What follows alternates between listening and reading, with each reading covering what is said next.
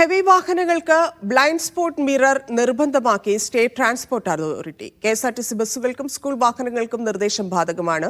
November 1 മുതലാണ് ഉത്തരവ് നടപ്പാക്കുക. ഹെവി വാഹന ഡ്രൈവർമാരുടെ ബ്ലൈൻഡ് സ്പോട്ടുകളിലാണ് കൂടുതൽ അപകടങ്ങൾ നടന്നിട്ടുള്ളത് എന്ന റിപ്പോർട്ടിന്റെ അടിസ്ഥാനത്തിലാണ് തീരുമാനം. RB സനൂപ് ചേരുന്നു. സനൂപ്, എന്തൊക്കെയാണ് നിബന്ധനകൾ?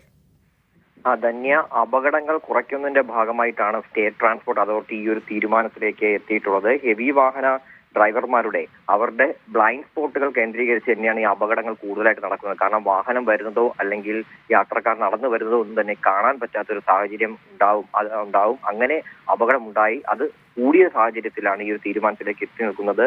നവംബർ 1 മുതൽ ഇനി ഫിറ്റ്നസിന് ഹെവി വാഹനങ്ങൾ വരുമ്പോൾ നിർബന്ധമായിട്ടും ബ്ലൈൻഡ് സ്പോട്ട് മിറർ സ്ഥാപിക്കണമെന്ന നിർദ്ദേശമാണ് ഇപ്പോൾ സ്റ്റേറ്റ് ട്രാൻസ്പോർട്ട് അതോറിറ്റി നൽകിയിട്ടുള്ളത്.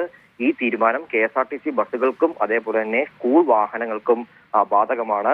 ഇതിന്റെ ശരിയായ ഉപയോഗം സംബന്ധിച്ച് ഡ്രൈവർമാർക്ക് മോട്ടോർ വാഹന വകുപ്പ് ബോധവൽക്കരണം നൽകണമെന്നും സ്റ്റേറ്റ് ട്രാൻസ്പോർട്ട് അതോറിറ്റി അറിയിച്ചിട്ടുണ്ട്.